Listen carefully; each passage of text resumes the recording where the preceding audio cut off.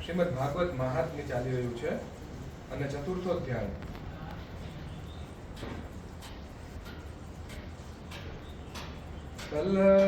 कल हम लोगों ने उद्धव जी और सूत जी के बारे में सब कुछ पढ़ा था। भक्ति के कष्ट का निवारण कैसे हुआ ये सब कल बताया गया था। तो आज इससे आगे हम पढ़ेंगे। चतुर्थ अध्याय पढ़ रहे हैं, गोकर्ण उपाख्यान प्रारंभ कर रहे हैं। सूत जी कहते हैं, मुनिवर, उस समय अपने भक्तों के चित्त में अलौकिक भक्ति का प्रादुर्भाव हुआ देख भक्त वत्सल श्री भगवान अपना धाम छोड़कर वहां पधारे। उनके गले में वनमाला शोभा पा रही थी। श्रीअंग सजल जल घर के समान श्याम वर्ण था। उस पर मनोहर पीतांबर सुशोभित था। कटि प्रदेश करधनी की लड़ियों से सुसज्जित था। सिर पर मुकुट की लटक और कानों में कुंडलों की झलक देखते ही बनती थी। वे त्रिभंग ललित भाव से खड़े हुए चित्त को चुरा लेते थे। वक्षस्थल पर कौस्तुभ मणि दमक रही थी। सारा श्रीअंग हरिचंदन से चर्चित था। उस रूप की शोभा क्या कहें, उसने तो मानो करोड़ों कामदेवों की रूप माधुरी छीन ली थी। वे परमानंद चिन्मूर्ति मधुराति मधुर मुरलीधर ऐसी उत्तम छवि से अपने भक्तों के निर्मल चित्तों में आविर्भूत हुए। भगवान के नित्य लोक निवासी लीला परिकर उद्धव आदि वहां गुप्त रूप से उस कथा को सुनने के लिए आए हुए थे। कथा का श्रवण करने के लिए, श्रीमद् भागवत कथा का श्रवण करने के लिए जो गंगा जी के तट पर शुरू होने वाला था। कौन कौन गंगा जी के समय भागवत जी का श्रवण करने के लिए कौन कौन लोग आए थे, उसके बारे में हमने कल बता दिया था तीसरे अध्याय में।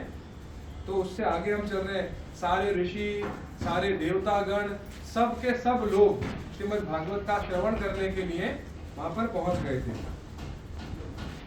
प्रभु के प्रकट होते ही चारों ओर जय हो की ध्वनि होने लगी। उस समय भक्ति रस का अद्भुत प्रवाह चला। बार बार अबीर गुलाल और पुष्पों की वर्षा तथा शंख ध्वनि होने लगी। उस सभा में जो लोग बैठे थे उन्हें अपने देह, गेह और आत्मा की भी कोई सुधि न रही। उनकी ऐसी तन्मयता देखकर नारद जी कहने लगे, आज सप्ताह श्रवण की मैंने यह बड़ी ही अलौकिक महिमा देखी। यहाँ तो जो बड़े मूर्ख, दुष्ट और पशु पक्षी भी हैं, वे सभी अत्यंत निष्पाप हो गए हैं। अतः इसमें संदेह नहीं कि कली काल में चित्त की शुद्धि के लिए इस भागवत कथा के समान पाप पुंज का नाश करने वाला दूसरा कोई साधन नहीं है। मुनिवर, आप लोग बड़े कृपालु हैं। आपने संसार के कल्याण का विचार करके यह बिल्कुल निराला ही मार्ग निकाला है। आप कृपया यह तो बताइए कि इस कथा रूप सप्ताह यज्ञ के द्वारा संसार में कौन कौन लोग पवित्र हो जाते हैं।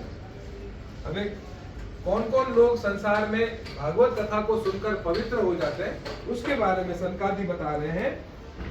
जो लोग सदा तरह तरह के पाप किया करते हैं, निरंतर दुराचार में ही तत्पर रहते हैं और उल्टे मार्गों से चलते हैं, तथा जो क्रोधाग्नि से जलते रहने वाले कुटिल लोग, काम परायण, वे सभी इस कलयुग में सप्ताह यज्ञ से पवित्र हो जाते हैं। घણા બધા પ્રકારના લોકો છે, ઘણા બધા પ્રકારના પાપો કરે છે। कोई चोरी कर रहा है, कोई शराब पी रहा है, कोई जुआ खेल रहा है, कोई अपने माता पिता को दुख दे रहा है, कोई अपने बच्चों को दुख दे रहा है, कोई लौकिक व्यवहार में क्लेश कर रहा है। तो ऐसे भी लोग हुए, कितने भी पापी लोग हैं, वो भी भागवत सप्ताह को सुनने की वजह से वो निष्पाप हो जाते हैं। जो मदिरापान, ब्रह्म हत्या, सुवर्ण की चोरी, गुरु स्त्री गमन और विश्वासघात, ये 5 महापाप करने वाले, छल, छद्मपरायण, क्रूर, पिशाचों के समान निर्दयी, ब्राह्मणों के धन से पुष्ट होने वाले और व्यभिचारी हैं, वे भी कलिकाल में सप्ताह यज्ञ से पवित्र हो जाते हैं। जो दुष्ट आग्रह पूर्वक सर्वदा मन, वाणी या शरीर से पाप करते हैं, दूसरे के धन से ही पुष्ट होते हैं तथा मलिन मन और दुष्ट हृदय वाले हैं, वे भी कलयुग में सप्ताह यज्ञ से पवित्र हो जाते हैं। नारद जी अब हम तुम्हें इस विषय में एक प्राचीन इतिहास सुनाते हैं। उसके सुनने से ही सब पाप नष्ट हो जाते हैं। पूर्व काल में तुंगभद्रा नदी के तट पर एक अनुपम नगर बसा हुआ था। वहां सभी वर्णों के लोग अपने अपने धर्मों का आचरण करते हुए सत्य और सत्कर्मों में तत्पर रहते थे। उस नगर में समस्त वेदों का विशेषज्ञ और श्रोत स्मार्त कर्मों में निपुण एक आत्मदेव नामक ब्राह्मण रहता था। क्या नाम था ब्राह्मण का? आत्मदेव नामक ब्राह्मण था। वह साक्षात दूसरे सूर्य के समान तेजस्वी था। वह धनी होने पर भी भिक्षाजीवी था। उसकी प्यारी पत्नी धुंधुली, कुलीन एवं सुंदरी होने पर भी सदा अपनी बात पर अड़ जाने वाली थी। उसे लोगों की बात करने में सुख मिलता था। स्वभाव था क्रूर, प्रायः कुछ न कुछ बकवाद करती ही रहती थी। गृह कार्य में निपुण थी, कृपण थी और भी झगड़ालू भी। इस प्रकार ब्राह्मण दंपति प्रेम से अपने घर में रहते और विहार करते।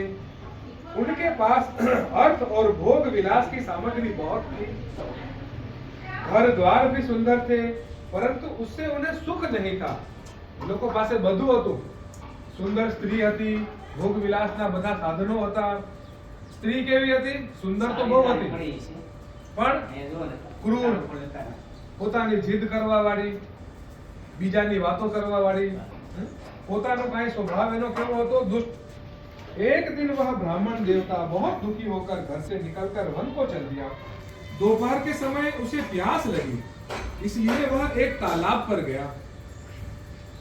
संतान के अभाव के दुख ने उसके शरीर को बहुत सुखा दिया था, इसलिए थक जाने के कारण जल पीकर वह वहीं बैठ गया। उसकी कोई संतान नहीं थी तो वो बहुत दुखी था। जब ब्राह्मण देवता ने देखा कि वे जल पी चुके हैं, वहीं बैठ गया। 2 घड़ी बीतने पर वहां एक सन्यासी महात्मा आए। जब ब्राह्मण देवता ने देखा कि वे जल पी चुके हैं, तब वह उनके पास गया और चरणों में नमस्कार करने के बाद सामने खड़े होकर लंबी लंबी सांसें लेने लगा। सन्यासी ने पूछा, कहो ब्राह्मण देवता, क्यों रोते हो? ऐसी तुम्हें क्या भारी चिंता है?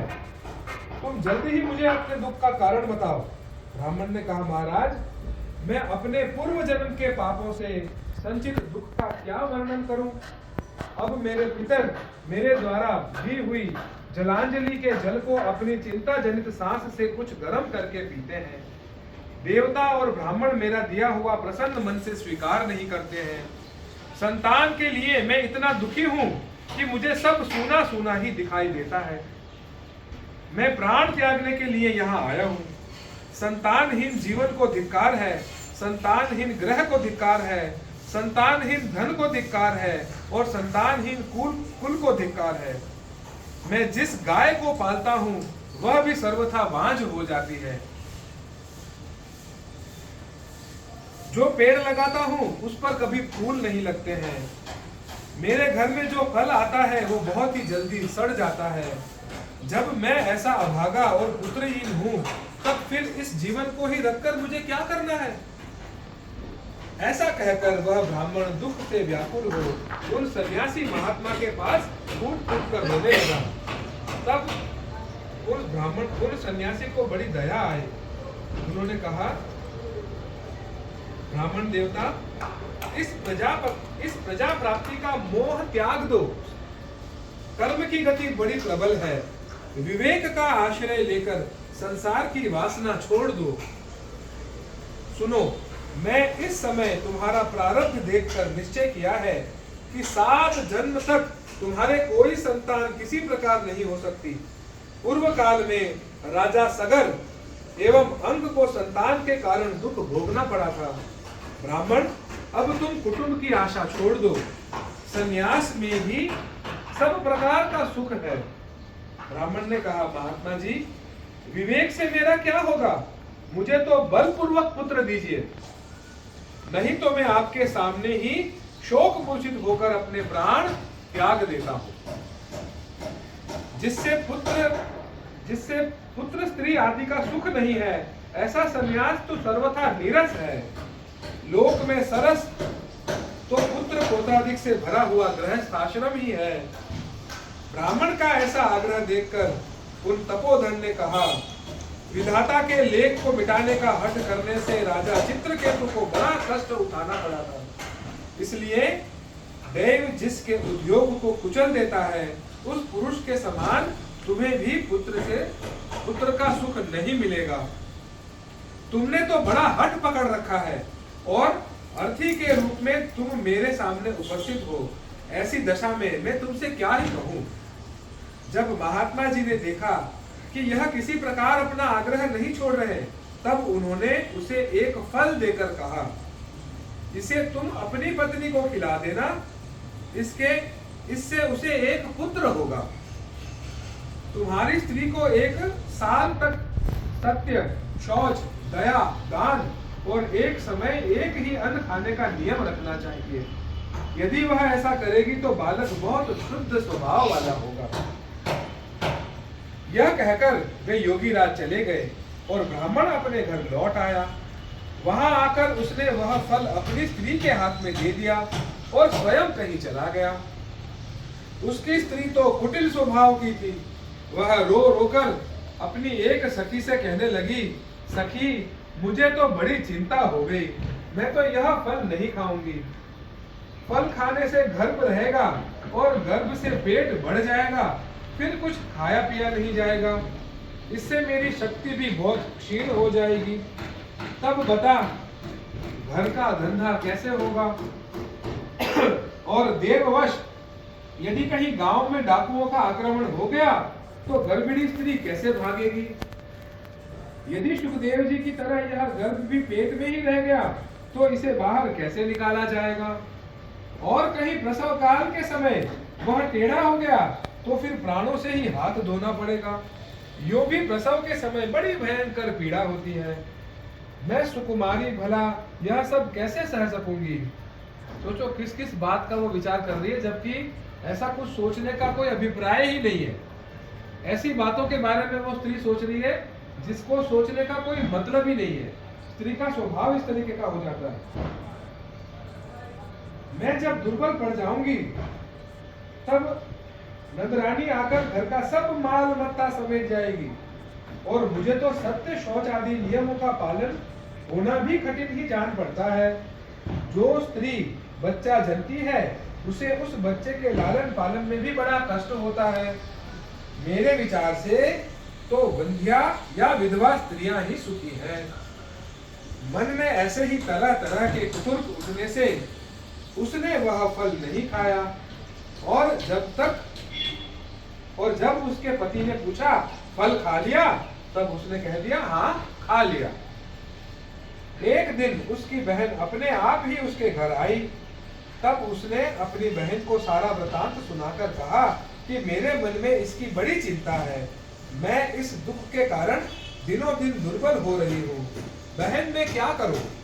बहन ने कहा, मेरे पेट में बच्चा है, प्रसव होने पर वह बालक मैं तुझे दे दूंगी। तब तक तू गर्भवती के समान घर में